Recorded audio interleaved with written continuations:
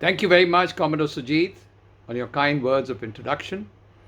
At the very outset, I would like to accord a very warm welcome to Dr. Peter, Professor Jha, Dr. Edwin, our eminent participants, maritime experts, environmentalists, and researchers who have joined in from different parts of the world across various time zones to be with us for the second webinar of the Global Maritime Accord Academy, where we will discuss the role that maritime law as well as legislation in the areas beyond national jurisdiction can play to save the oceans.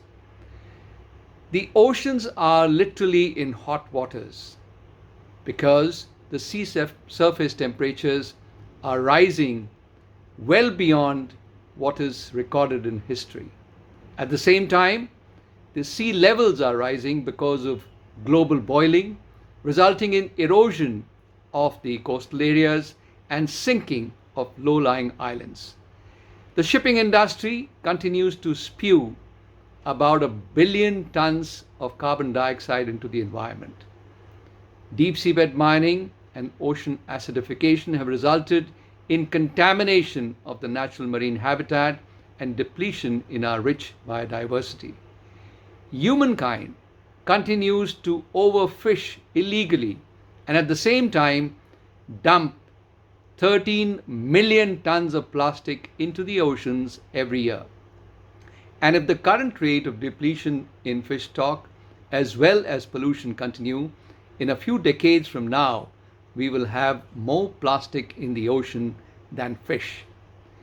Humankind is blind to the fact that oceans are essential to life on Earth.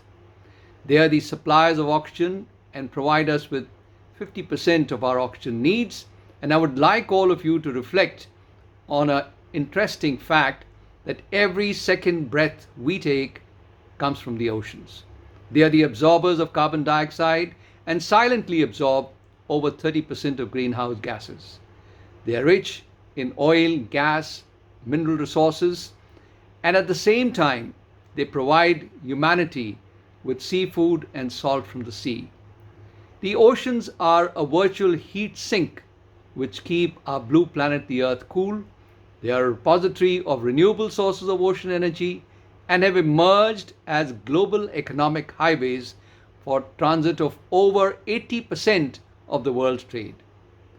Today, the oceans are under severe threat because of indiscriminate pollution and contamination of the natural marine habitat, which has resulted in disruption in weather patterns as well as an adverse impact of climate change on the oceans.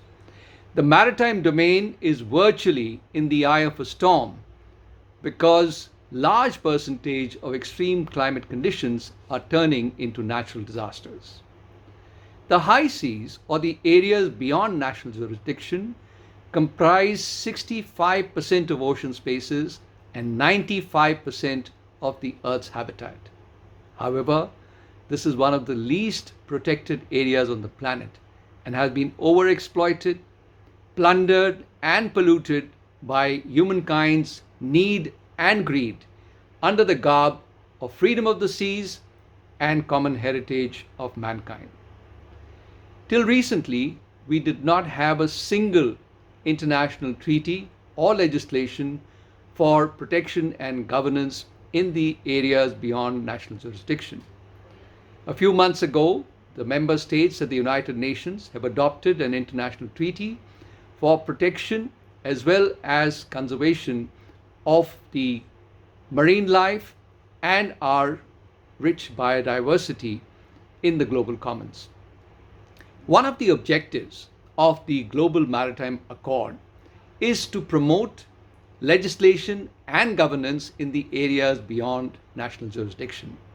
The theme of today's webinar, therefore, which is actually an SOS call, is to see how maritime law and legislation in the areas beyond national jurisdiction can throw up some path-breaking suggestions and recommendations to save the oceans.